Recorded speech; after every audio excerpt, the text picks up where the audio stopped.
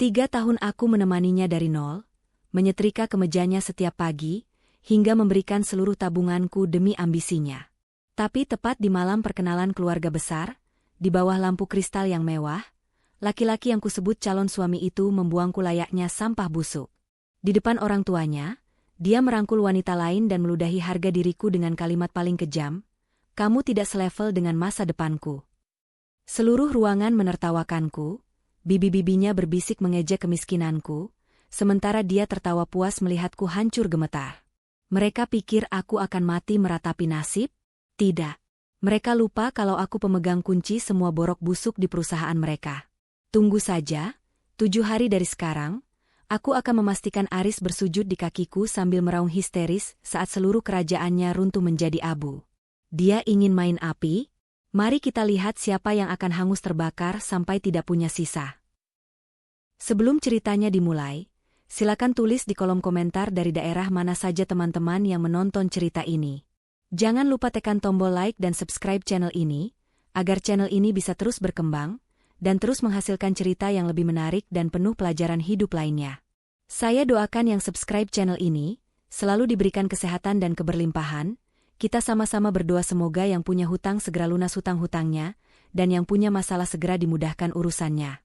Lampu kristal yang menggantung di langit-langit ruang tengah kediaman keluarga Baskoro memantulkan cahaya yang menyilaukan, namun bagi Naya, setiap kilauannya terasa seperti mata pisau yang siap menguliti harga dirinya. Ruangan itu dipenuhi aroma masakan mahal dan parfum berkelas, sebuah simfoni kemewahan yang biasanya membuatnya merasa diterima, namun malam ini, ada sesuatu yang berbeda dalam atmosfernya. Ia berdiri dengan gaun brokat berwarna salem yang dipilihkan Aris sebulan lalu, jemarinya meremas tas tangan kecilnya dengan gelisah. Di sekelilingnya, 30 anggota keluarga besar Baskoro, para paman dengan setelan jas kaku dan bibi-bibi dengan perhiasan mencolok, saling melempar tawa, menunggu momen yang sudah dijanjikan sejak undangan disebar. Pengumuman resmi tanggal pernikahan mereka yang tinggal menghitung bulan. Aris berdiri di tengah ruangan, memegang gelas kristal berisi anggur merah yang warnanya sepekat darah. Wajah tunangannya itu terlihat bercahaya, namun bukan oleh cinta, melainkan oleh semacam kemenangan yang dingin. Sejak tiba di rumah ini, Aris nyaris tidak menyentuh tangan Naya, bahkan tidak menatap matanya sekalipun. Pria itu sibuk berbincang dengan sepupu-sepupunya, sementara Naya dibiarkan berdiri di pinggir kerumunan layaknya pajangan lama yang mulai berdebu. Detak jantung Naya meningkat saat Pak Baskoro, sang kepala keluarga yang sangat dihormati, mengetukkan sendok ke gelasnya untuk meminta perhatian. Keheningan segera menyergap ruangan.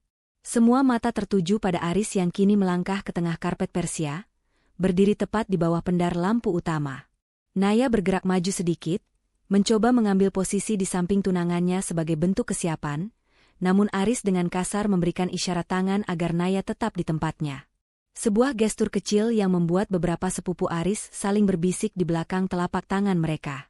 Naya merasakan hawa panas mulai menjalar ke lehernya, sebuah firasat buruk mulai mengetuk dinding kesadarannya. "Terima kasih semuanya sudah hadir malam ini." Suara Aris menggema, stabil dan penuh otoritas. "Saya tahu kalian semua di sini untuk merayakan sesuatu yang besar. Sebuah langkah baru dalam hidup saya." Ia menjeda kalimatnya, memberikan senyum tipis yang tampak asing bagi Naya.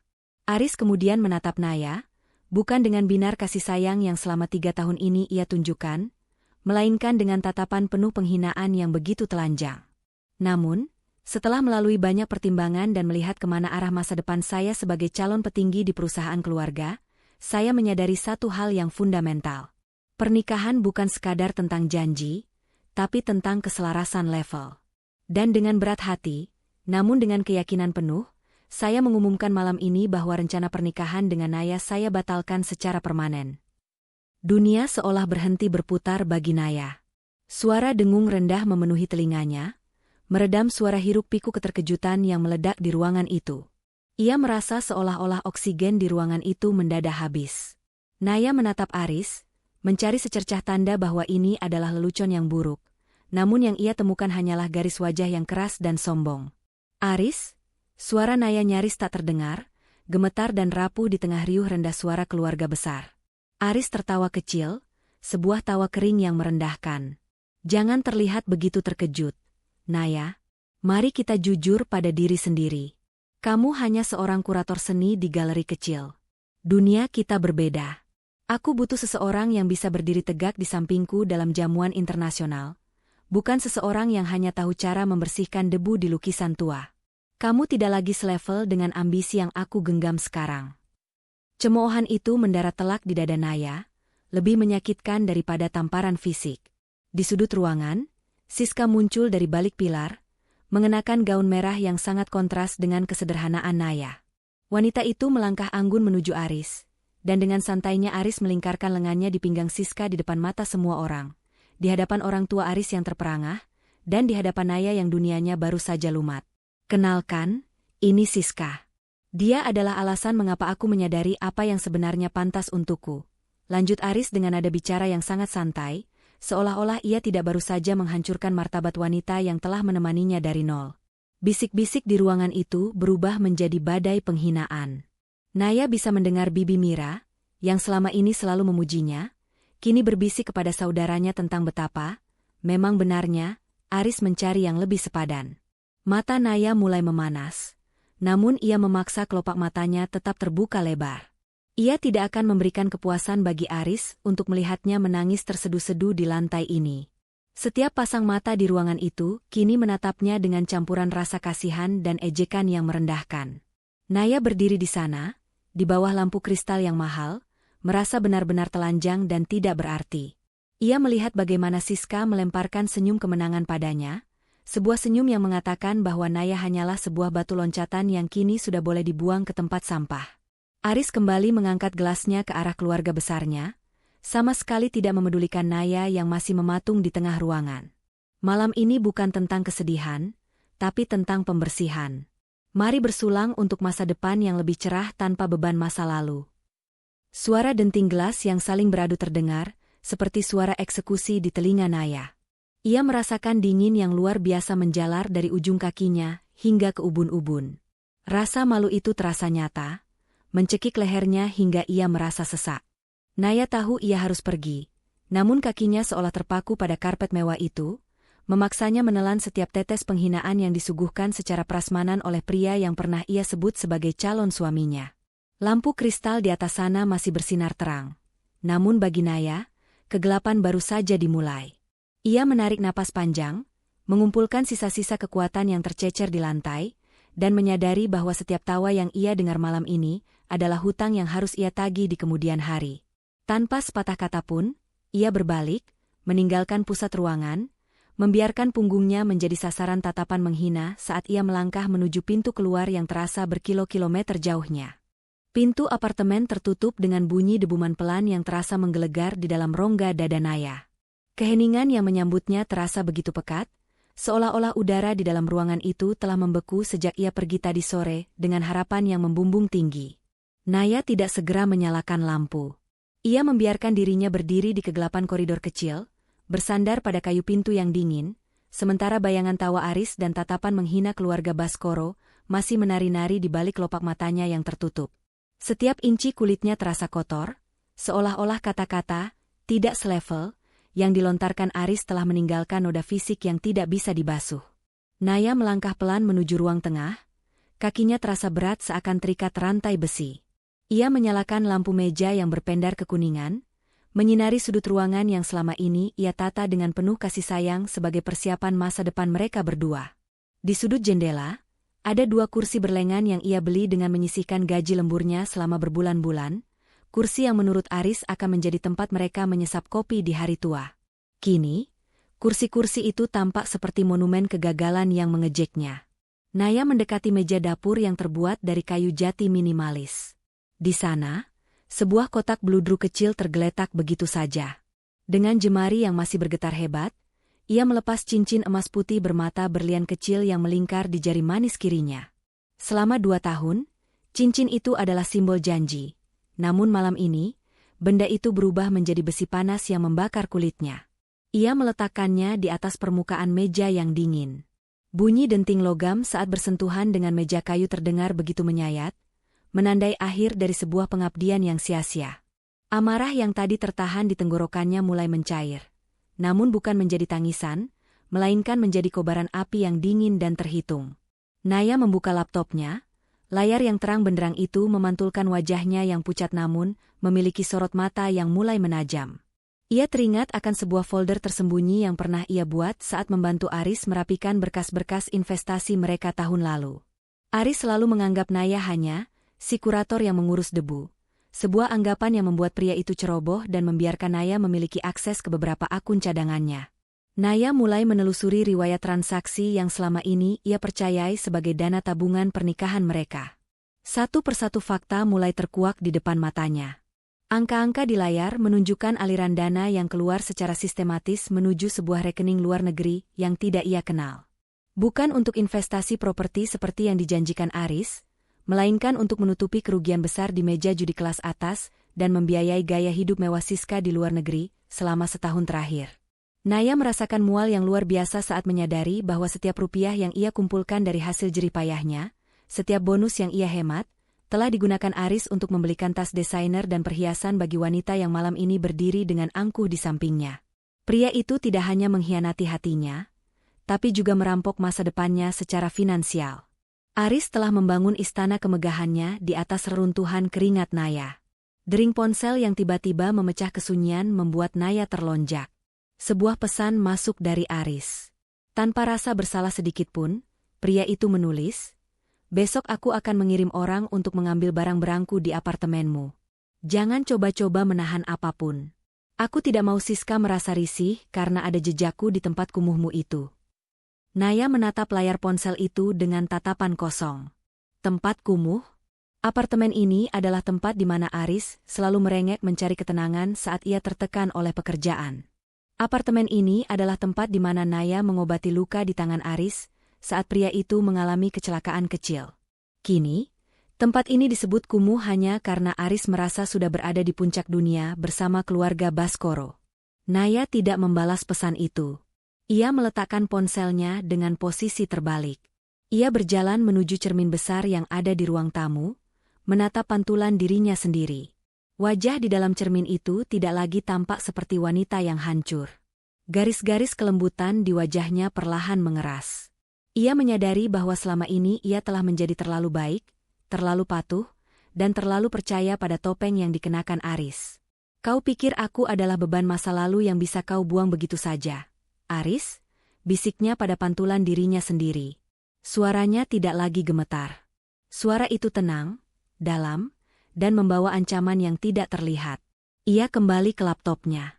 Naya tahu bahwa ia tidak bisa menghancurkan Aris hanya dengan air mata.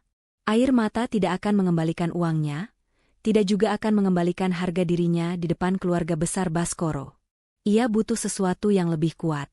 Ia mulai mengetik pesan kepada Maya, satu-satunya orang yang tahu bagaimana cara menggali informasi di balik lapisan-lapisan gelap dunia korporasi.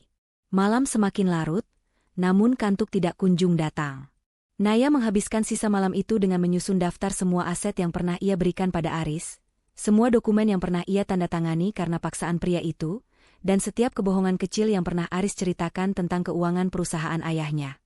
Setiap informasi dikumpulkannya seperti kepingan puzzle yang mematikan. Di balik jendela apartemennya, lampu-lampu kota mulai meredup satu persatu, namun api di dalam diri Naya justru semakin membesar. Ia menyadari bahwa seminggu ke depan akan menjadi waktu yang sangat panjang. Ia akan membiarkan Aris menikmati kemenangannya sejenak. Ia akan membiarkan pria itu merasa bahwa Naya telah kalah dan menghilang di telan bumi. Karena ia tahu, semakin tinggi seseorang terbang dengan sayap kebohongan, semakin hancur pula ia saat sayap itu dipatahkan secara mendadak. Naya menutup laptopnya saat fajar mulai mengintip di ufuk timur. Ia berdiri, meregangkan tubuhnya yang kaku, lalu berjalan menuju dapur untuk menyeduh secangkir kopi hitam tanpa gula. Pahitnya kopi itu terasa pas dengan suasana hatinya. Ia menatap cincin yang tergeletak di meja, lalu dengan gerakan perlahan namun pasti, ia mengambil cincin itu dan melemparkannya ke dalam tempat sampah di bawah wastafel. Tidak ada lagi tempat untuk sampah di dalam hidupnya. Sinar matahari pagi yang menerobos masuk melalui celah gorden apartemen terasa seperti interogasi bagi Naya. Namun, alih-alih bersembunyi di bawah selimut, ia sudah duduk tegak di meja makan dengan rambut yang terikat rapi dan secangkir kopi hitam yang sudah mendingin. Di hadapannya, Maya, Sahabatnya sejak masa kuliah yang kini berprofesi sebagai auditor forensik independen, sedang sibuk dengan 2 buah laptop yang menyala bersamaan. Suasana di dalam apartemen itu berubah menjadi pusat komando yang sunyi, hanya interupsi oleh suara ketikan papan tik yang ritmis. Maya menghela napas panjang, lalu memutar salah satu layar laptopnya ke arah Naya. Matanya yang kelelahan namun tajam, menatap Naya dengan simpati yang berusaha ia sembunyikan di balik profesionalisme. Di layar itu, sebuah diagram labirin keuangan terpampang dengan nama Aris sebagai pusat dari segala aliran dana. Garis-garis merah menunjukkan arus uang yang keluar dari rekening bersama mereka menuju berbagai entitas yang tampak asing. Ini jauh lebih buruk dari yang kita duga. Nay, suara Maya memecah keheningan, serak karena kurang tidur. Aris tidak hanya menggunakan uang tabunganmu. Dia menggunakan identitas digitalmu untuk membuka 2 lini kredit di bank swasta. Dia memalsukan tanda tanganmu pada dokumen agunan atas nama apartemen ini. Naya merasakan sebuah hantaman di ulu hatinya. Ia mencengkeram pinggiran meja, hingga buku-buku jarinya memutih. Dia menggadaikan tempat tinggal ini, tanpa sepengetahuanku. Maya mengangguk pelan, jemarinya bergerak cepat menunjuk pada serangkaian dokumen digital hasil pindaian. Dia memanfaatkan posisimu sebagai kurator yang sering berurusan dengan kontrak-kontrak seni bernilai tinggi. Dia menyelipkan dokumen pinjaman itu di antara tumpukan berkas yang kau tanda tangani saat kau sedang sibuk menyiapkan pameran besar bulan lalu. Dia tahu kau sangat mempercayainya, Nay. Dia mengeksploitasi kepercayaan itu sampai ke sumsumnya. Naya memejamkan mata sejenak, menghirup udara yang terasa berat. Bayangan Aris yang membawakannya teh dan memijat bahunya saat ia sedang lembur menandatangani berkas kini terasa seperti adegan dalam film horor. Setiap perhatian yang diberikan pria itu ternyata hanyalah umpan agar Naya tidak teliti membaca apa yang sedang ia tanda tangani. Kepedihan itu kini berganti menjadi rasa jijik yang murni. Aris bukan sekadar pengkhianat hati, dia adalah predator finansial yang sangat terhitung. Tapi ada satu hal yang dia lewatkan. Lanjut Maya. Suaranya kini mengandung nada penuh kemenangan yang tertahan. Aris sangat ceroboh dengan egonya. Dia memindahkan sebagian besar dana tersebut ke sebuah rekening perusahaan cangkang atas nama SA Strategic. Aku yakin itu inisial Siska dan Aris. Namun, perusahaan ini terdaftar sebagai vendor konsultan di perusahaan keluarga Baskoro. Artinya, dia menipu ayahnya sendiri. Naya mencondongkan tubuh, matanya menatap tajam pada deretan angka di layar. Jelaskan padaku bagaimana dia melakukannya. Dia membuat tagihan fiktif untuk layanan konsultasi pasar yang sebenarnya tidak pernah ada. Maya menjelaskan sambil membuka folder lain yang berisi laporan audit internal yang berhasil ia retas secara legal melalui celah keamanan akses Aris. Uang itu kemudian dicairkan untuk membiayai gaya hidupnya dan Siska. Tapi, dia membuat satu kesalahan fatal. Dia menggunakan alamat IP kantor ayahnya untuk melakukan transaksi pencucian uang ini. Dia pikir dia tidak tersentuh karena dia adalah putra mahkota. Naya terdiam, otaknya bekerja dengan kecepatan yang belum pernah ia rasakan sebelumnya. Peta pengkhianatan Aris sudah terbentang luas di depannya. Pria itu ingin membuang Naya setelah menghisap semua asetnya. Mengira Naya akan hancur dan terlalu malu untuk melawan karena kejadian di rumah keluarga besar kemarin malam. Aris mengandalkan rasa malu Naya sebagai jaminan keselamatannya. Maya, apakah kau bisa melacak kemana perginya dana yang dia ambil dari rekening pribadiku secara spesifik? Tanya Naya dengan nada bicara yang sangat tenang, sebuah ketenangan yang membuat Maya sedikit bergidik. Tentu. Sebagian besar dikonversi menjadi aset kripto, lalu dicairkan di Singapura. Aku sudah mendapatkan log transaksinya. Jika kita membawa ini ke polisi sekarang, dia bisa langsung masuk sel. Jawab Maya. Naya menggeleng perlahan, sebuah senyum tipis yang tidak mencapai matanya muncul di wajahnya yang pucat. Tidak. Belum sekarang. Jika dia masuk penjara sekarang, dia hanya akan dianggap sebagai korban keadaan oleh keluarganya. Aku ingin dia merasakan kehancuran yang sama seperti yang dia lakukan padaku. Aku ingin dia berdiri di depan keluarga besarnya lagi, namun kali ini tanpa martabat yang tersisa. Aku ingin dia melihat semua yang dia banggakan runtuh berkeping-keping di depan matanya. Naya berdiri dari kursinya, berjalan menuju jendela dan menatap keramaian kota di bawah sana. Ia melihat orang-orang berlalu lalang, tidak menyadari bahwa di dalam apartemen ini, sebuah rencana pembalasan sedang dirajut dengan sangat teliti. Ia tidak lagi melihat dirinya sebagai korban. Ia adalah kurator, dan kali ini, ia akan mengurasi kehancuran Aris sebagai karya seni terhebatnya. Aku butuh kau tetap memantau rekening, SA strategik, itu, Maya. Beritahu aku setiap kali ada pergerakan, sekecil apapun, instruksi Naya. Dan satu lagi, cari tahu tentang acara gala perusahaan Baskoro, yang akan diadakan 4 hari lagi. Aku tahu Aris berencana mengumumkan Siska sebagai tunangan barunya di sana. Maya menatap sahabatnya dengan tatapan kagum sekaligus ngeri. Kau akan datang ke sana, Nay? Naya berbalik, cahaya matahari kini menerangi separuh wajahnya, memberikan kesan bayangan yang dalam di matanya. Aku tidak hanya akan datang, Maya. Aku akan memastikan bahwa malam itu menjadi malam terakhir Aris bisa mengangkat kepalanya di kota ini. Dia bilang aku tidak selevel dengannya? Mari kita lihat seberapa dalam dia bisa jatuh saat level yang dia bangun ternyata berdiri di atas pasir hisap.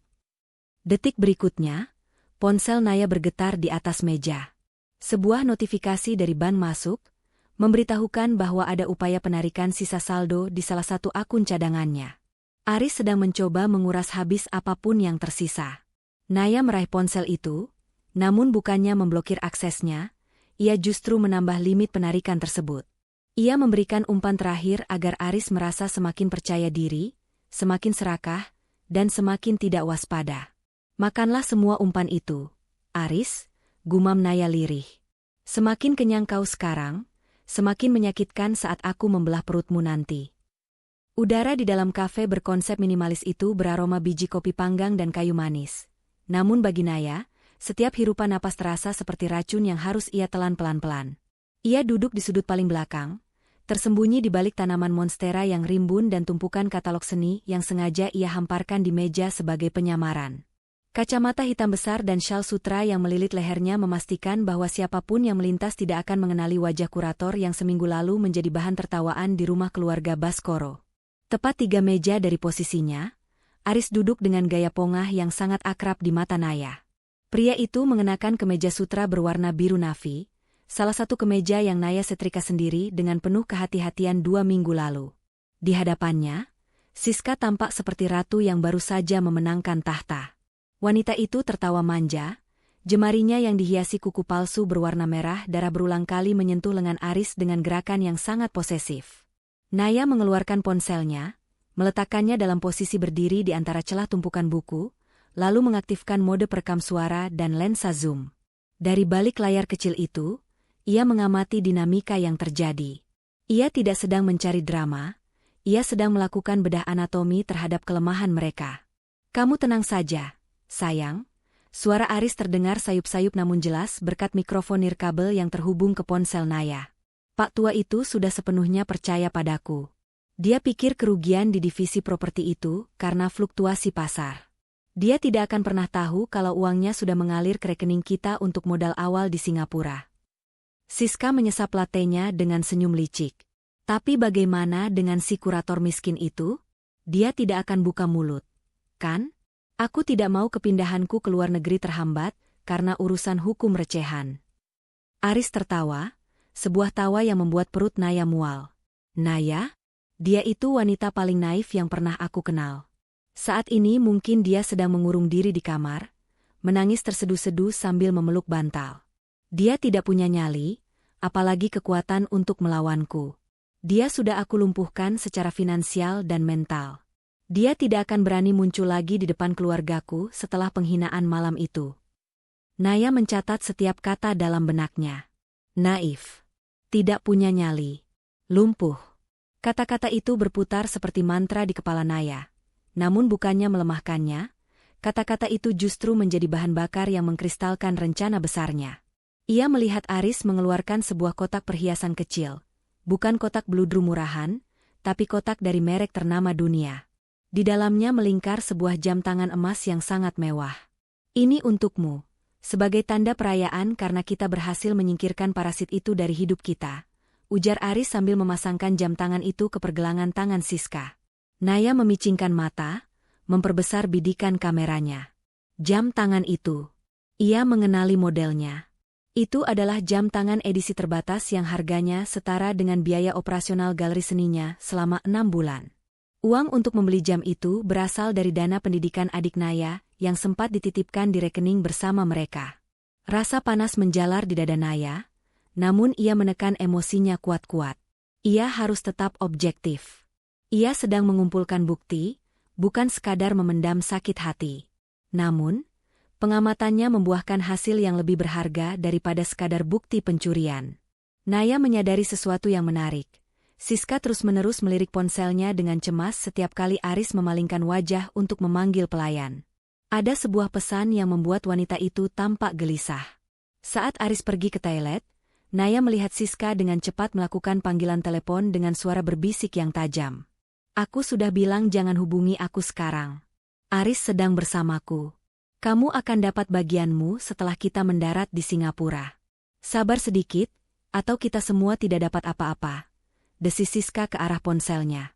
Naya merekam momen itu dengan sempurna. Ada keretakan di antara mereka. Siska ternyata memiliki agenda tersembunyi, atau mungkin ada pihak ketiga yang sedang ia peras, atau yang sedang memerasnya. Ini adalah celah emosional yang jauh lebih efektif daripada sekadar laporan keuangan. Aris, dengan narsisme yang akut, jelas tidak menyadari bahwa wanita yang ia anggap selevel, dengannya itu mungkin sedang merencanakan pengkhianatan di atas pengkhianatannya. Beberapa menit kemudian, Aris kembali dari toilet dengan wajah berseri-seri. Ia mengecup kening Siska, sebuah pemandangan yang dulu selalu membuat Naya merasa dicintai, namun kini hanya terlihat seperti adegan menjijikan dari dua orang penipu yang saling memanfaatkan. 4 hari lagi, Siska, Aris berkata sambil menggenggam tangan wanita itu. Di acara gala nanti, aku akan menunjukkan pada ayah bahwa kau adalah menantu yang jauh lebih pantas.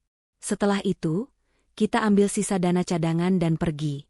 Biarkan Naya dan apartemennya yang sudah tergadai itu membusuk bersama hutang-hutang yang aku tinggalkan atas namanya. Naya mematikan rekaman ponselnya saat pasangan itu berdiri untuk meninggalkan kafe. Ia tetap duduk diam, membiarkan Aris dan Siska berjalan melewatinya tanpa menyadari bahwa maut karir dan reputasi mereka baru saja duduk hanya beberapa meter di belakang mereka. Setelah mereka menghilang di balik pintu kaca, Naya melepaskan kacamata hitamnya. Matanya yang tajam kini menatap kosong ke arah meja yang baru saja ditinggalkan pasangan itu.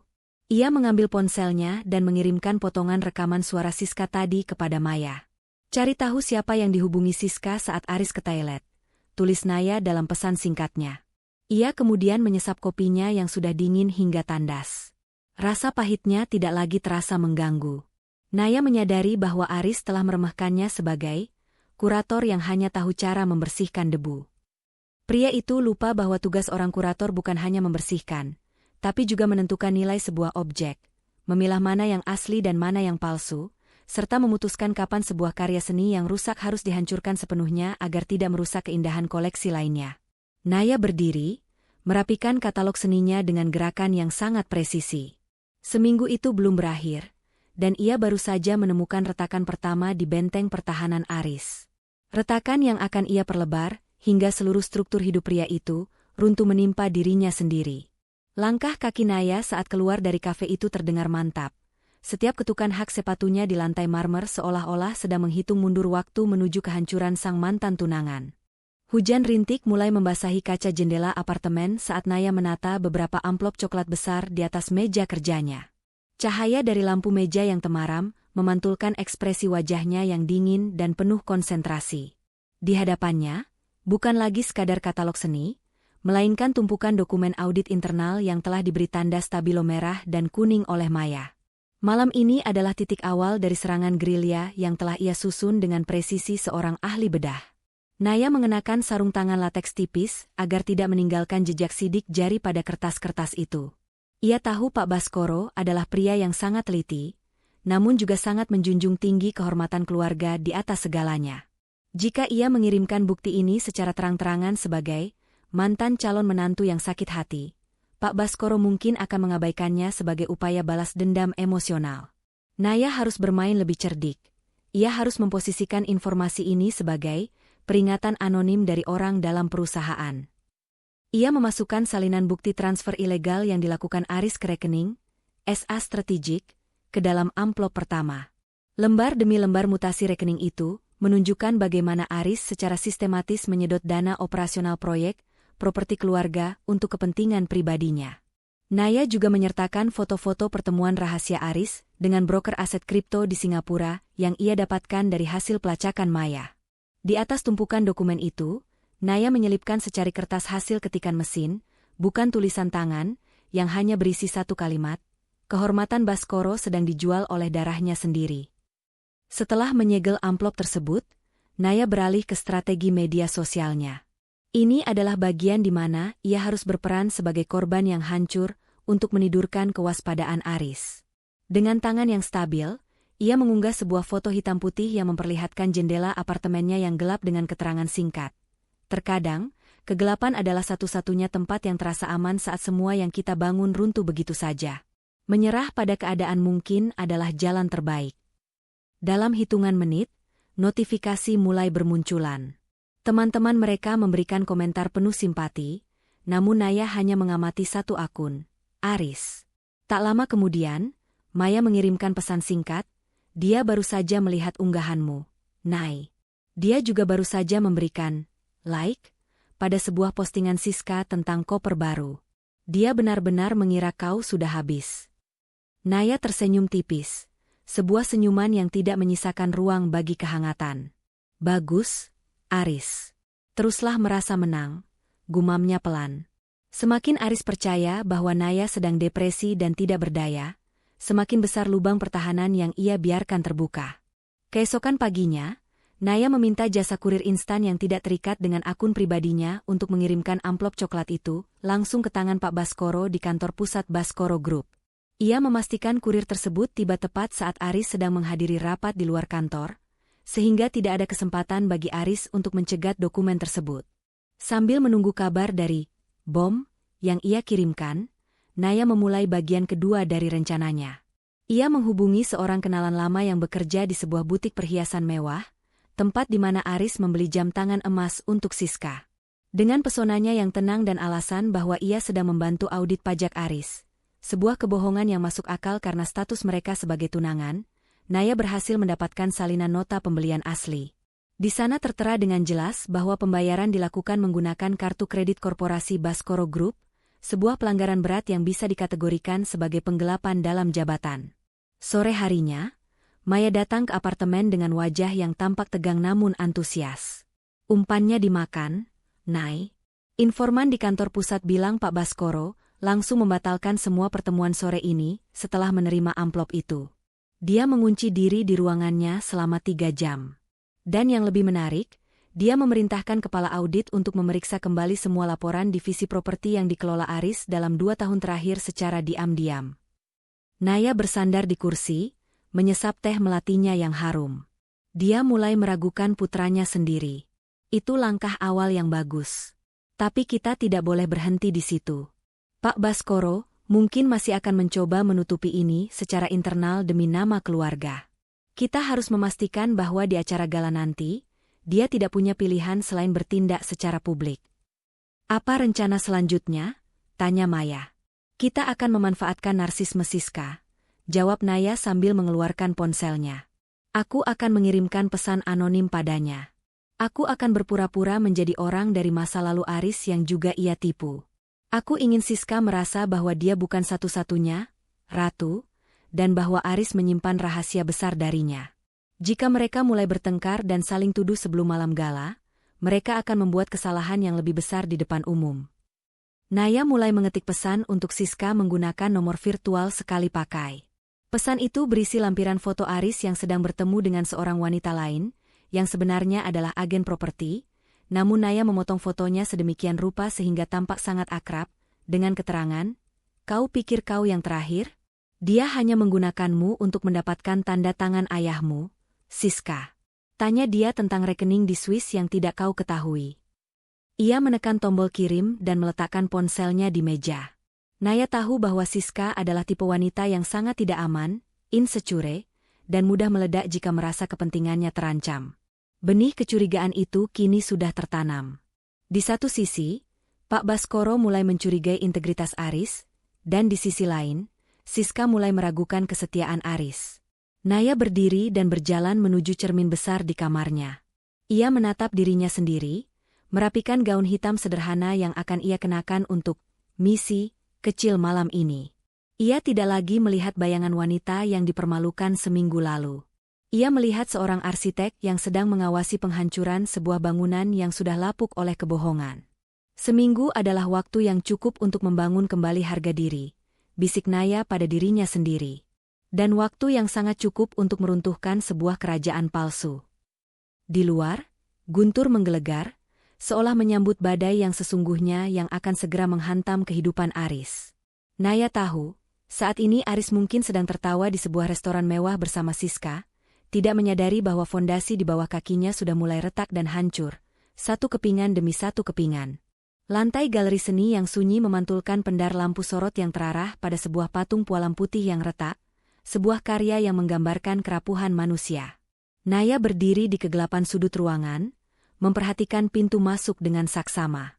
Ia telah mengatur pertemuan ini dengan sangat rapi. Sebuah pesan singkat dikirimkan kepada Siska dari nomor anonim, menjanjikan informasi krusial tentang dana pelarian yang konon disembunyikan Aris sendirian. Bagi wanita serakah seperti Siska, umpan itu mustahil untuk ditolak. 10 menit kemudian, bunyi klik dari hak sepatu tinggi bergema di ruangan yang kosong itu. Siska melangkah masuk dengan gaun mini berwarna emas, tampak sangat kontras dengan ketenangan galeri yang puitis. Ia menoleh ke kiri dan ke kanan dengan wajah penuh kecurigaan sekaligus ambisi. Saat itulah Naya melangkah keluar dari balik bayangan, membiarkan wajahnya terkena cahaya lampu galeri yang dramatis. Siska tersentak, langkahnya terhenti seketika. Naya? Jadi kau yang mengirim pesan itu? Apa-apaan ini? Kau mau memelas padaku karena tunanganmu lebih memilihku. Siska mencoba tertawa, namun nada suaranya terdengar sumbang dan penuh kegelisahan. Naya tidak membalas dengan amarah. Ia justru berjalan perlahan mengitari Siska, seperti seorang kurator yang sedang memeriksa objek pameran yang cacat. Aku tidak di sini untuk Aris, Siska. Aku di sini untuk memperingatimu. Kau pikir kau adalah mitra strategisnya, tapi bagi Aris, kau hanyalah sekoci darurat yang bisa dia buang kapan saja saat badai datang. Jangan coba-coba menghasutku, desis Siska, meskipun matanya mulai tidak tenang. Aris mencintaiku. Kami akan pergi ke Singapura dan memulai hidup mewah dengan semua uang yang sudah dia kumpulkan. Naya berhenti tepat di depan Siska, menatapnya dengan pandangan yang begitu dalam hingga Siska harus memalingkan wajah. Uang yang mana? Uang yang ada di rekening SA Strategik? Apakah kau tahu bahwa pagi ini, Aris baru saja mencoba memindahkan 70% dari saldo itu ke rekening pihak ketiga di Cayman Island atas nama seorang wanita bernama Linda? Oh, maaf, apa dia tidak memberitahumu soal Linda? Naya menyodorkan sebuah tablet yang menampilkan tangkapan layar transaksi perbankan, hasil rekayasa digital maya yang sangat meyakinkan namun mengandung butiran kebenaran tentang pergerakan uang Aris yang memang mencurigakan. Di layar itu, terlihat arus dana besar yang seolah-olah mengalir menjauh dari jangkauan Siska. Wajah Siska memucat seketika. Napasnya mulai memburu. Siapa Linda? Dia bilang rekening itu hanya untuk kami berdua. Dia bilang aku adalah satu-satunya orang yang memegang akses cadangan. Aris adalah pengumpul artefak. Siska. Dia suka mengoleksi sesuatu yang indah, menggunakannya, lalu menyimpannya di gudang saat dia menemukan koleksi baru yang lebih menguntungkan. Suara Naya mengalun rendah, tenang, namun penuh bisa. Seminggu lalu, aku adalah koleksi yang dia buang di depan keluarga besarnya. Hari ini, mungkin kau masih menjadi pajangan di lengannya. Tapi besok, saat audit Pak Baskoro selesai, dia akan butuh seseorang untuk dikambing hitamkan. Dan tebak siapa yang namanya tertera sebagai direktur utama di perusahaan cangkang pembobol dana Baskoro Group itu. Naya memberikan jeda yang menyiksa. Siska tampak seolah baru saja tersambar petir. Ia menyadari bahwa selama ini, Aris memintanya menandatangani berbagai dokumen pendirian perusahaan dengan alasan, bukti cinta dan kepercayaan. Dia menjebakku, suara Siska bergetar, kini dipenuhi ketakutan murni. Dia menggunakan namaku untuk semua pencucian uang itu. Tentu saja. Naya melangkah mundur, memberikan ruang bagi kepanikan Siska untuk tumbuh subur. Aris terlalu mencintai dirinya sendiri untuk masuk penjara. Dia butuh tameng. Dan kau, dengan segala keserakahanmu, adalah tameng yang sempurna. Saat polisi datang, Aris akan mencuci tangan dan mengatakan bahwa kau yang memanipulasinya untuk mencuri uang ayahnya. Siska meremas tas tangannya dengan sangat kuat hingga kuku-kukunya memutih. Bajingan itu, dia bilang kita akan lari bersama setelah malam gala. Dia akan lari, Siska. Tapi bukan bersamamu, tambah Naya, memberikan pukulan terakhir. Kecuali, tentu saja, jika kau ingin melakukan sesuatu sebelum semuanya terlambat. Aris sangat narsis. Dia akan menyimpan semua bukti asli di brankas kecil di ruang kerjanya yang berkode tanggal lahir ibunya. Jika kau bisa mendapatkan bukti itu sebelum malam gala, mungkin kau punya posisi tawar untuk menyelamatkan dirimu sendiri. Naya melihat benih pengkhianatan yang kini tumbuh menjadi pohon besar di dalam diri Siska. Wanita itu tidak lagi memikirkan Aris sebagai kekasih, melainkan sebagai ancaman yang harus dihancurkan sebelum dia dihancurkan lebih dulu. Tanpa mengucapkan terima kasih atau salam perpisahan, Siska berbalik dan berlari keluar dari galeri dengan tergesa-gesa. Ponselnya sudah berada di telinga, kemungkinan besar sedang memaki atau mengonfrontasi seseorang. Naya tetap berdiri di tengah galeri yang sunyi. Ia mengambil sapu tangan dan mengelap layar tabletnya, menghapus jejak sidik jari Siska yang tertinggal di sana. Rencananya berhasil melampaui ekspektasi. Ia tidak perlu mengotori tangannya sendiri untuk membuat Aris menderita. Ia hanya perlu memberikan korek api kepada dua orang yang selama ini hidup dalam gudang mesiu kebohongan. Maya muncul dari balik ruang kontrol galeri, memegang perangkat perekam. Kau benar-benar luar biasa, Nay. Siska sekarang akan pulang dan menggeledah apartemen Aris. Mereka akan bertengkar hebat malam ini. Biarkan mereka saling menghancurkan, Maya, ujar Naya sambil menatap patung pualam yang retak di depannya. Aris berpikir dia bisa mempermalukanku tanpa konsekuensi. Dia pikir aku akan tetap diam dan hancur di sudut ruangan. Dia lupa bahwa seorang kurator tahu persis di mana letak retakan pada sebuah karya yang tampaknya sempurna, dan cukup satu sentuhan kecil di titik yang tepat untuk membuatnya hancur berkeping-keping.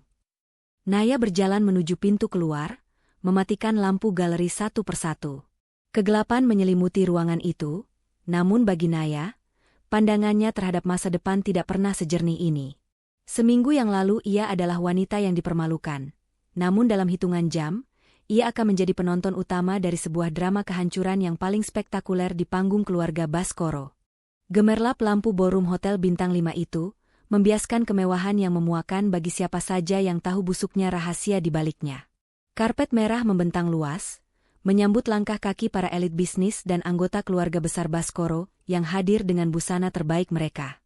Malam ini adalah gala tahunan Baskoro Group, sebuah perayaan kesuksesan yang seharusnya menjadi panggung kejayaan bagi Aris. Namun, di balik dinding-dinding berlapis emas ini, atmosfer terasa berat oleh ketegangan yang tak kasat mata. Naya tiba lebih awal, namun ia tidak masuk melalui pintu utama. Dengan bantuan akses yang diberikan oleh salah satu staf keamanan yang pernah dibantunya dulu, ia masuk melalui koridor samping yang terhubung langsung dengan ruang VIP. Ia mengenakan gaun sutra berwarna hitam pekat dengan potongan leher tinggi yang elegan, sebuah pilihan warna yang melambangkan berkabung sekaligus otoritas. Tidak ada lagi jejak wanita rapuh yang seminggu lalu berdiri mematung di rumah kolonial itu. Riasan wajahnya tajam, dengan lipstik merah gelap yang mempertegas garis bibirnya yang kini tak lagi gemetar. Dari balik balkon lantai 2 yang tertutup tirai tipis, Naya mengamati kerumunan di bawah. Aris tampak berdiri di tengah aula, mengenakan tuxedo custom yang sangat mahal. Di sampingnya, Siska berdiri dengan gaun merah menyala, namun gerak-geriknya jauh dari kata tenang. Siska berulang kali membetulkan posisi tas tangannya, dan matanya terus bergerak liar, seolah mencari pintu keluar terdekat. Naya tahu, percakapan di galeri kemarin telah mengubah Siska menjadi bom waktu yang siap meledak tepat di samping Aris. Tak jauh dari mereka, Pak Baskoro berdiri dikelilingi oleh para pemegang saham. Wajah pria tua itu tampak seperti semen yang mengeras.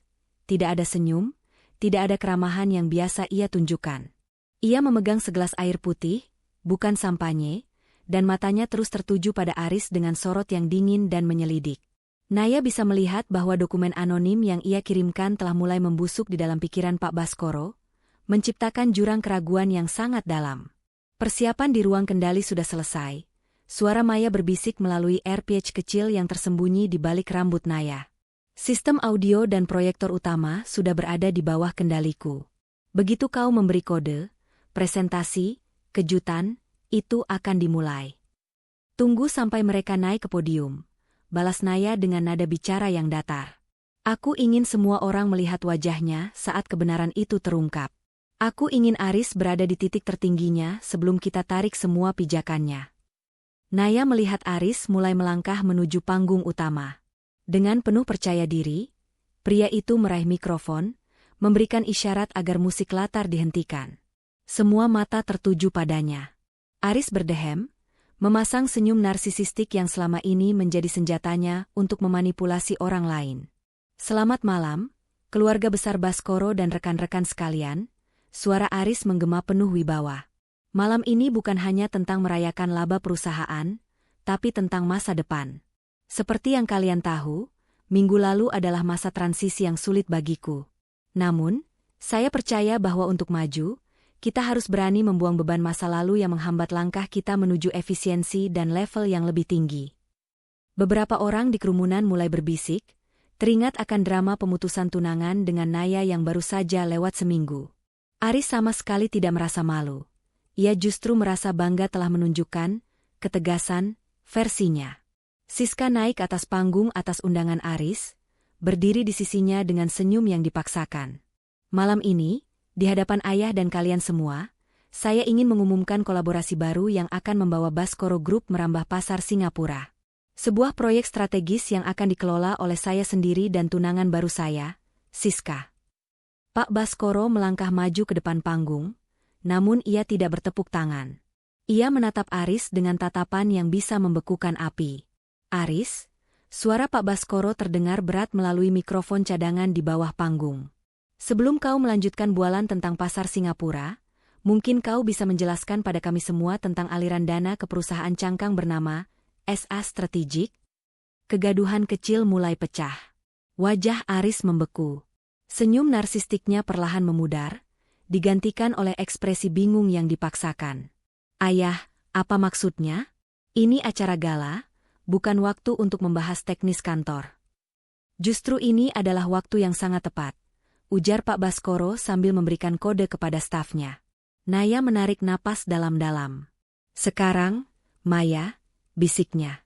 Detik berikutnya, layar raksasa di belakang Aris yang seharusnya menampilkan grafik pertumbuhan perusahaan mendadak berubah. Bukannya angka keuntungan, layar itu menampilkan foto-foto nota pembelian perhiasan mewah dengan kartu kredit perusahaan, rekaman suara Aris di kafe yang merendahkan ayahnya sendiri, dan yang paling mematikan, dokumen asli penggadaian apartemen Naya yang telah dipalsukan tanda tangannya. Suasana ballroom menjadi sangat sunyi, sebuah kesunyian yang memekakan telinga. Aris berbalik, menatap layar itu dengan mata yang membelalak lebar. Tubuhnya mulai bergetar hebat. Ia menoleh ke arah Siska, mencari perlindungan, namun Siska justru melangkah mundur, menjauh darinya seolah Aris adalah wabah penyakit. Itu bukan aku. Itu editan. Seseorang meretas sistem ini, teriak Aris dengan suara yang mulai melengking panik. Naya melangkah keluar dari kegelapan balkon, berjalan perlahan menuju pagar pembatas lantai 2, sehingga ia bisa terlihat jelas oleh semua orang di bawah, terutama oleh Aris. Ia berdiri tegak, tangannya bertumpu pada pagar emas, menatap langsung ke bawah, ke arah pria yang seminggu lalu mengusirnya seperti sampah. Mata mereka bertemu. Di mata Naya, tidak ada lagi rasa sakit hati, hanya ada kepuasan dingin dari seorang kurator yang baru saja selesai menghancurkan sebuah artefak palsu yang sudah tidak layak pajang. Aris menatapnya dengan mulut ternganga, menyadari bahwa bayangan hitam yang selama seminggu ini menghantuinya secara diam-diam adalah wanita yang ia anggap tidak selevel dengannya. Permainan dimulai. Aris, gumam Naya tanpa suara, namun ia tahu Aris bisa membaca gerakan bibirnya. Kehancuran sosial yang nyata mulai merayap di ruangan itu. Pak Baskoro tidak lagi melihat Aris sebagai putra mahkota, melainkan sebagai noda yang harus segera dihapus dari sejarah keluarga. Dan ini hanyalah pembukaan dari malam panjang yang akan segera mengubah hidup Aris menjadi neraka yang sesungguhnya. Gema suara Aris yang meneriakkan penyangkalan masih memantul di dinding-dinding tinggi ballroom, Namun tak ada satupun orang di ruangan itu yang mempercayainya. Layar raksasa di belakangnya kini berganti menampilkan data yang lebih spesifik. Rincian transfer dana ke rekening kasino di luar negeri, dan foto-foto dokumen pemalsuan tanda tangan Naya yang terlihat sangat jelas resolusinya. Suasana yang semula elegan kini berubah menjadi ruang sidang terbuka yang mencekam. Naya mulai menuruni tangga melingkar dari lantai 2 dengan gerakan yang sangat tenang. Setiap ketukan hak sepatunya di atas anak tangga marmer terdengar, seperti hitungan mundur menuju eksekusi. Semua mata tertuju padanya. Kerumunan tamu undangan memberikan jalan seolah ia adalah seorang penguasa yang sedang menuju singgasananya. Saat mencapai lantai bawah, Naya berdiri tepat di depan panggung. Hanya berjarak beberapa meter dari Aris yang kini tampak seperti tikus yang terpojok. Kau yang melakukan ini, kan? Aris menunjuk Naya dengan jari yang gemetar hebat. Suaranya tidak lagi berwibawa. Itu adalah suara pria yang sedang diambang kehancuran. Kau meretas sistem keluargaku. Kau mencoba membalas dendam karena aku memutusmu? Dasar wanita gila. Ayah, jangan percaya padanya, dia hanya sakit hati. Pak Baskoro melangkah mendekat, wajahnya merah padam karena amarah yang ditahan. Namun, ia tidak menatap Naya. Ia menatap Aris dengan pandangan yang penuh rasa jijik. Tutup mulutmu, Aris. Data ini tidak berbohong. Tanda tangan di dokumen korporasi ini, aku mengenalnya. Ini adalah tanda tanganmu yang kau gunakan untuk mencuri dari perusahaan kita sendiri. Tapi ayah, Siska yang merencanakannya. Dia yang memintaku. Aris berbalik, mencoba mencari kambing hitam pada wanita di sampingnya. Siska, yang menyadari bahwa posisinya benar-benar di ujung tanduk, meledak dalam histeria yang tak kalah hebat. Apa? Kau menyalahkanku? Siska berteriak, suaranya melengking menembus keheningan. Kau yang mendatangiku, Aris? Kau bilang kau bosan dengan tunanganmu yang membosankan itu, dan kau butuh seseorang yang bisa membantumu menguras harta ayahmu, agar kita bisa lari ke Singapura. Kau yang memalsukan tanda tangan Naya untuk menggadaikan apartemennya. Siska merobek tas tangannya dan melemparkan sebuah buku catatan kecil ke arah Pak Baskoro. Baca itu. Itu catatan rekening rahasia yang dia simpan di brankasnya. Dia berniat meninggalkan ayah dan membiarkan perusahaan ini bangkrut karena hutang judi. Naya berdiri di sana, melipat tangannya di depan dada, menyaksikan pemandangan itu dengan ketenangan yang menakutkan. Ia melihat dua orang yang seminggu lalu mempermalukannya kini saling cakar, saling bongkar aib, dan saling menghancurkan demi menyelamatkan kulit masing-masing. Ini adalah puncak dari narsisme yang bertemu dengan keserakahan. Sebuah ledakan yang tidak membutuhkan campur tangan Naya lebih jauh. Cukup. Suara Pak Baskoro menggelegar melalui pengeras suara. Ia berbalik menatap Naya. Matanya yang tua tampak berkaca-kaca oleh rasa malu yang mendalam. Naya, nak, aku tidak tahu harus berkata apa. Penghinaan yang dilakukan putraku padamu seminggu lalu, dan semua pencurian ini. Naya melangkah maju satu langkah, menatap Pak Baskoro dengan hormat namun tegas. Saya tidak kesini untuk meminta maaf atau belas kasihan, Pak Baskoro. Saya kesini untuk mengambil kembali apa yang menjadi hak saya. Apartemen saya, tabungan saya, dan yang paling penting, nama baik saya yang diinjak-injak oleh putra Anda di depan keluarga besar ini. Ia kemudian mengalihkan pandangannya pada Aris. Pria itu tampak menyusut.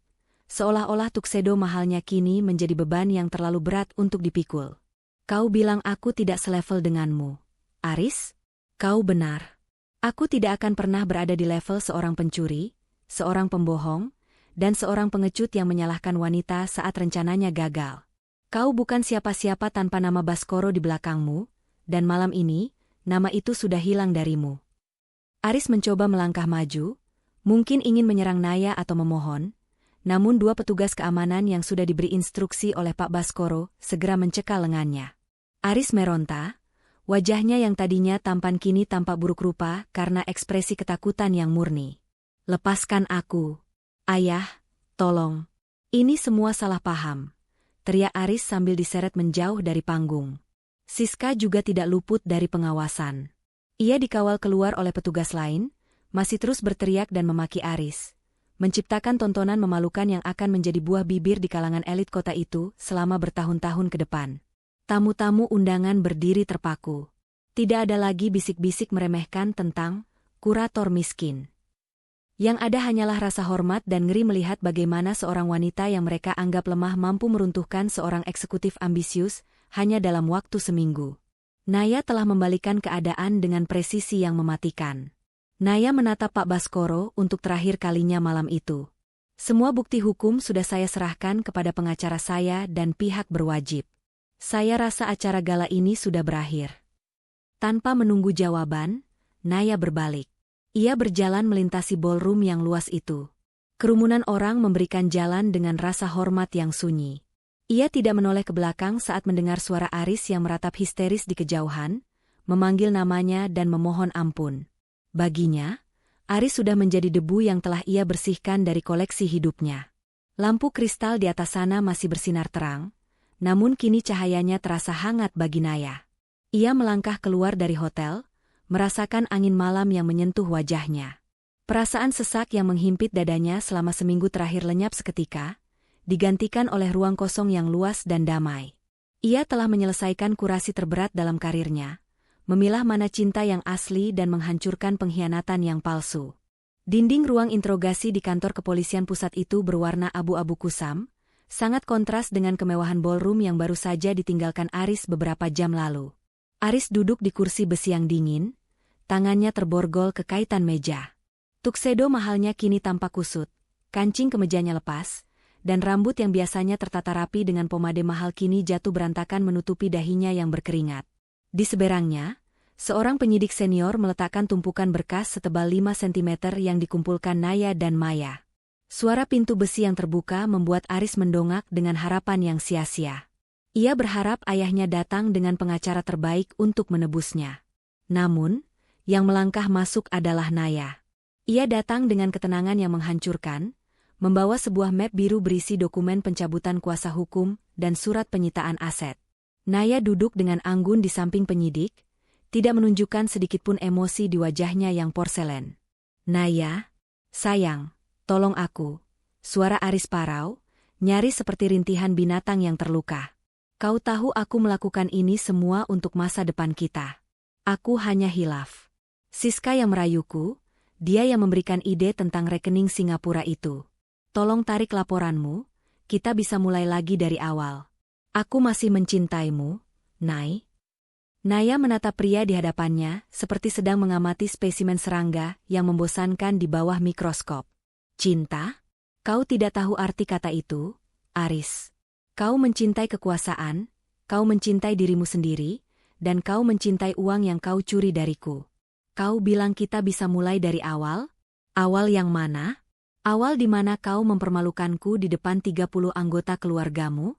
Atau awal di mana kau memalsukan tanda tanganku agar aku kehilangan tempat berteduh? Aku akan menggantinya. Aku bersumpah.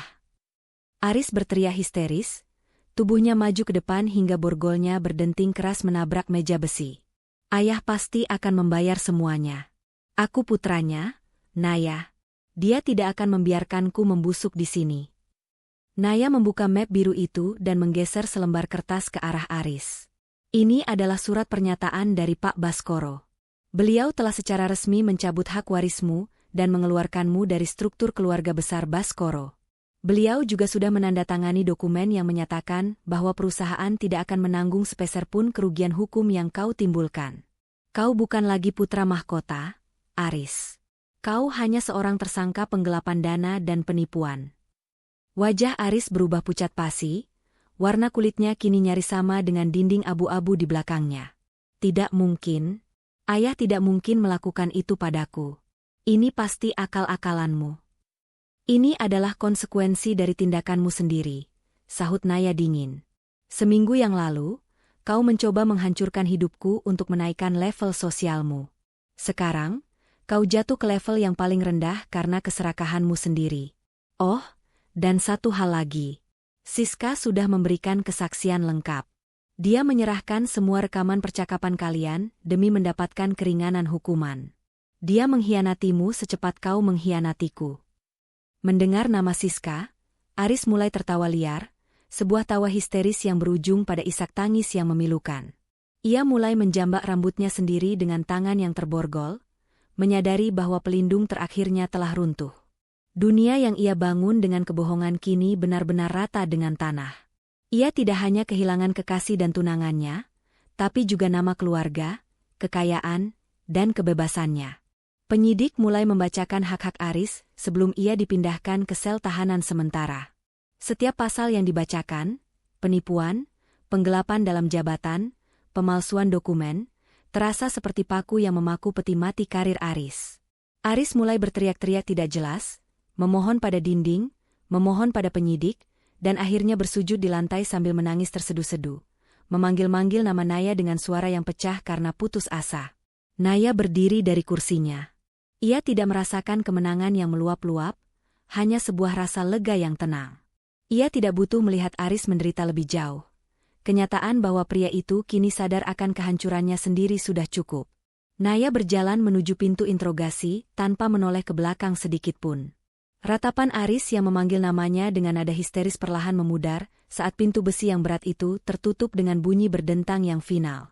Di koridor kantor polisi, Maya sudah menunggunya dengan kunci apartemen yang baru saja dikembalikan oleh pihak bank setelah utangnya dilunasi dengan jaminan aset Aris yang disita. Semuanya sudah selesai, Nay. Pengadilan akan menyita semua jam tangan, mobil, dan aset kriptonya untuk mengembalikan setiap rupiah yang dia ambil darimu. Naya menerima kunci itu, merasakannya dingin di telapak tangannya. Bukan hanya uangnya, Maya. Aku mendapatkan kembali diriku sendiri. Mereka berjalan keluar menuju area parkir. Langit malam sudah mulai memudar, memberikan jalan bagi warna keunguan di ufuk timur. Seminggu yang lalu, Naya mengira hidupnya berakhir di sebuah jamuan makan malam yang menghina. Namun hari ini, ia menyadari bahwa itu bukanlah akhir, melainkan sebuah proses pembersihan yang sangat diperlukan. Aris bukan hanya sekadar mantan tunangan yang buruk. Dia adalah racun yang selama ini menghambat Naya untuk melihat kekuatannya sendiri. Saat mereka masuk ke dalam mobil, Naya melihat pantulan wajahnya di kaca spion. Tidak ada lagi binar kesedihan atau keraguan. Matanya jernih, setajam kurator yang baru saja menemukan mahakarya di balik tumpukan sampah. Ia menyalakan mesin mobil, siap meninggalkan kantor polisi dan segala memori tentang Aris di sana. Ia tahu, mulai detik ini, tidak akan ada lagi pria narsisistik yang bisa menentukan level hidupnya. Pagi itu, langit di atas galeri seni milik Naya tampak begitu bersih, seakan semesta turut merayakan keheningan yang kini menjadi teman setia dalam hidupnya. Tidak ada lagi dering ponsel yang membawa kabar buruk, tidak ada lagi kecemasan tentang angka-angka yang hilang di rekening, dan yang terpenting, tidak ada lagi bayang-bayang Aris yang menghantui setiap langkahnya. Galeri yang sempat terbengkalai selama seminggu penuh gejolak itu kini kembali bernapas. Aroma cat minyak yang segar dan pembersih kayu memenuhi ruangan, memberikan sensasi purifikasi yang mendalam bagi jiwa Naya. Naya berdiri di depan sebuah kanvas besar yang masih kosong di tengah galeri. Ia memegang palet dengan gerakan tangan yang sangat stabil. Selama 3 tahun terakhir, ia selalu melukis atau mengurasi karya berdasarkan selera Aris, sesuatu yang megah, sombong, dan bertujuan untuk pamer. Namun hari ini, ia memilih warna-warna bumi yang tenang, biru laut yang dalam dan abu-abu kabut yang lembut. Ia mulai menggoreskan kuasnya, bukan untuk menciptakan sesuatu yang akan dipuji oleh kaum elit, melainkan untuk mengekspresikan kedamaian yang baru saja ia temukan kembali. Pintu galeri berdenting pelan saat Maya masuk membawa 2 gelas kopi hangat. Sahabatnya itu meletakkan kopi di atas meja kerja Naya, dan menatap layar tabletnya yang masih menampilkan berita bisnis pagi itu. Di kolom hukum, terdapat berita kecil namun signifikan. Aris telah resmi dijatuhi vonis awal dan sedang menunggu proses persidangan lanjutan, sementara seluruh asetnya telah dibekukan untuk membayar ganti rugi kepada para korban, termasuk Naya. Pak Baskoro juga dikabarkan telah melakukan restrukturisasi besar-besaran di perusahaannya, menghapus semua jejak kepemimpinan Aris seolah pria itu tidak pernah ada dalam silsilah keluarga. Semua sudah benar-benar selesai, Nay, kata Maya sambil menyesap kopinya. Apartemenmu sudah bersih secara hukum. Namamu sudah dipulihkan di sistem perbankan. Bahkan kurator-kurator senior yang dulu sempat berbisik miring sekarang mengirimkan bunga ucapan selamat atas integritasmu. Naya meletakkan kuasnya sebentar, menatap lukisannya yang mulai terbentuk. Ternyata, rasa malu yang paling besar itu bukan saat kita dipermalukan orang lain, Maya. Tapi saat kita membiarkan diri kita percaya pada kebohongan orang itu terlalu lama. Aku bersyukur kejadian seminggu lalu itu terjadi. Jika Aris tidak mempermalukanku di depan keluarga besarnya, mungkin aku masih terjebak dalam delusi cinta yang menghancurkan itu. Tapi kau hebat, Nay. Kau tidak membalasnya dengan teriakan atau drama murahan. Kau membalasnya dengan kebenaran yang tidak bisa dia bantah. Puji Maya tulus. Naya tersenyum. Sebuah senyuman yang kini terlihat sangat ringan dan jujur. Kebenaran adalah alat kurasi terbaik. Ia memisahkan apa yang asli dan apa yang hanya replika murah. Setelah Maya pamit, Naya melanjutkan pekerjaannya. Ia menghabiskan sisa harinya dengan menata ulang letak karya-karya di galerinya. Ia memindahkan beberapa lukisan lama yang dulu dipaksakan oleh Aris ke ruang penyimpanan bawah tanah.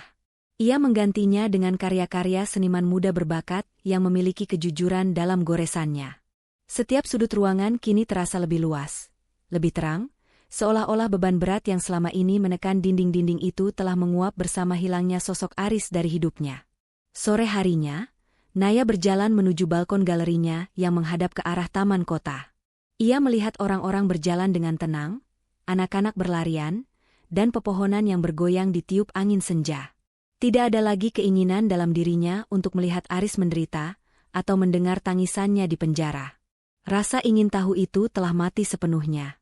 Penjara terbesar bagi Aris bukan lagi jeruji besi, melainkan kenyataan bahwa ia telah kehilangan satu-satunya orang yang benar-benar mencintainya demi sebuah ambisi yang kini menjadi debu. Naya mengambil ponselnya, namun bukan untuk memeriksa media sosial atau berita. Ia menghapus semua kontak yang berhubungan dengan keluarga Baskoro, menyisakan hanya Pak Baskoro sebagai bentuk profesionalisme hukum yang sudah tuntas. Ia kemudian menghapus folder foto tersembunyi yang berisi kenangan masa lalunya. Jarinya tidak lagi ragu saat menekan tombol, hapus selamanya. Saat layar menunjukkan proses penghapusan selesai, Naya merasa seolah-olah sebuah rantai tak kasat mata yang selama ini melilit hatinya baru saja terlepas dan jatuh ke lantai dengan bunyi yang tak terdengar. Malam mulai turun, menyelimuti kota dengan lampu-lampu yang berpendar lembut. Naya menutup galerinya, mengunci pintu dengan perasaan mantap. Ia masuk ke dalam mobilnya dan mulai berkendara menyusuri jalanan kota yang sudah mulai lengang. Ia melewati rumah keluarga Baskoro, tanpa sedikit pun rasa sakit atau rindu. Rumah itu kini hanyalah sebuah bangunan besar yang dingin, tidak lagi memiliki kuasa atas emosinya. Sesampainya di apartemen, Naya tidak lagi merasa sunyi. Keheningan ruangan itu kini terdengar seperti musik yang menenangkan. Ia menyeduh teh melati, duduk di kursi berlengan yang dulu ia beli dengan susah payah, dan menatap pemandangan kota dari jendela besarnya. Ia menyadari bahwa harga dirinya bukan terletak pada siapa yang bersamanya, atau seberapa mewah perayaan pernikahannya. Harga dirinya terletak pada kemampuannya untuk berdiri tegak di tengah badai dan kejujurannya untuk mengakui bahwa ia layak mendapatkan yang lebih baik. Naya menyesap tehnya yang hangat, merasakan ketenangan yang mengalir ke seluruh tubuhnya. Tidak ada lagi rencana pembalasan, tidak ada lagi strategi, dan tidak ada lagi kemarahan. Seminggu yang lalu ia dipermalukan, namun hari ini ia telah memenangkan pertempuran yang paling penting. Pertempuran melawan rasa takutnya sendiri. Ia telah menutup sebuah bab panjang yang penuh dengan noda kebohongan, dan kini berdiri di atas lembaran baru yang putih bersih. Di bawah pendar lampu kamarnya, Naya memejamkan mata dengan tenang. Ia tidak lagi memimpikan masa lalu yang palsu atau masa depan yang penuh ambisi kosong. Ia hanya menikmati momen ini, saat ia benar-benar memiliki dirinya sendiri secara utuh. Segalanya telah kembali ke tempat yang seharusnya. Kebenaran telah menang, keadilan telah ditegakkan, dan kedamaian telah pulang ke pelukannya. Naya tertidur dengan napas yang teratur, menyambut hari esok yang akan ia jalani dengan martabat yang telah ia rebut kembali melalui jalan yang paling terhormat.